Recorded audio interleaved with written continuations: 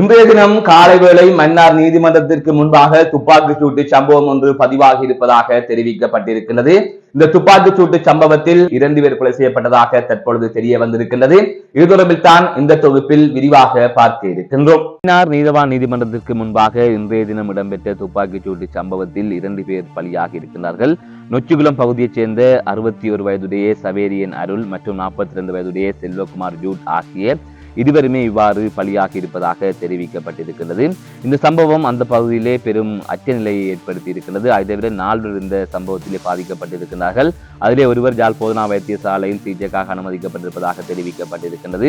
அதாவது மன்னார் மாவட்ட பொது வைத்தியசாலையில் அனுமதிக்கப்பட்ட நிலையில் மேலதிக சிகிச்சைகளுக்காக அவர் இவ்வாறு யாழ் போதனா வைத்தியசாலைக்கு மாற்றப்பட்டதாக செய்திகள் வெளியாக இருக்கிறது.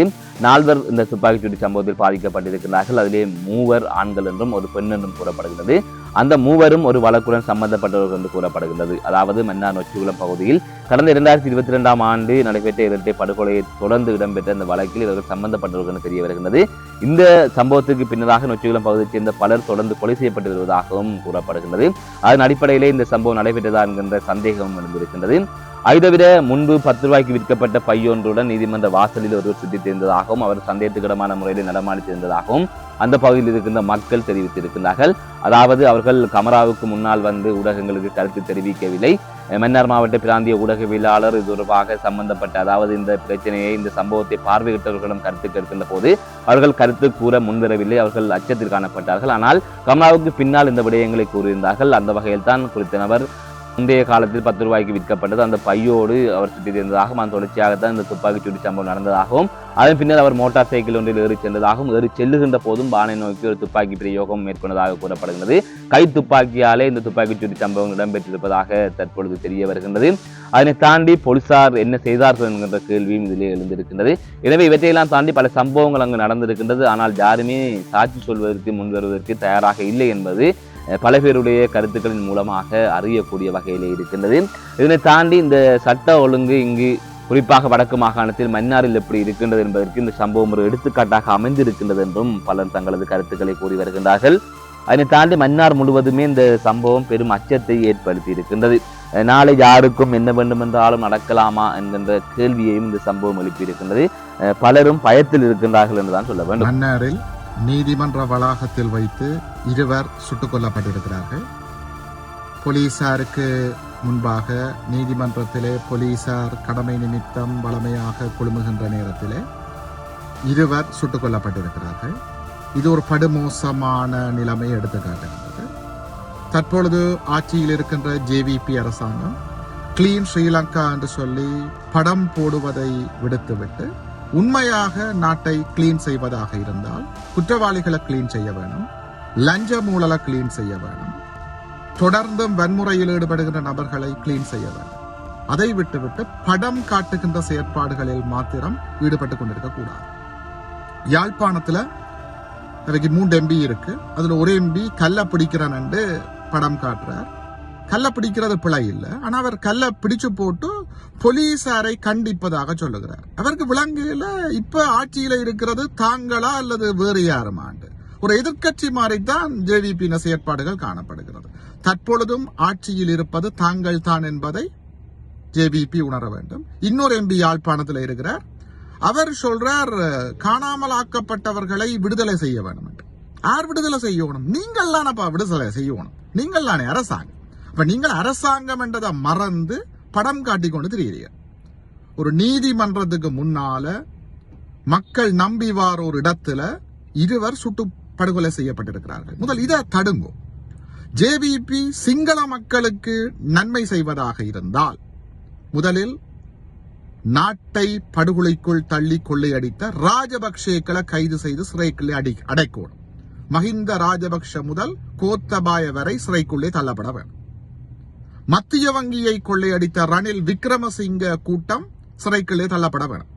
இதை செய்தால் நீங்க சிங்கள மக்களுக்கு நல்ல தலைவர்கள். தமிழர்களுக்கு நீங்கள் நல்லது செய்ய வேண்டும் என்றால் தமிழற்ற இனப்பிரச்சனைக்கு ஒரு தீர்வை தாங்கோ. காணாமலாக்கப்பட்டவர்களுக்கு என்ன நடந்து என்று சொல்றதுக்கு ஒரு விசாரணையை சர்வதேச விசாரணையை நடத்துங்கோ. அரசியல் கைதிகளை விடுவீங்க. ஆனா நேற்று நீதியமைச்சர் சொல்றார் அரசியல் கைதிகள் என்று வெறுமே இல்லை என்று. அப்ப மக்கள் உணர வேணும். அதுவும் ஜேவிபிக்கு வாக்களித்த தமிழ் மக்கள் கூனி குறுக வேண்டிய நேரம் இது.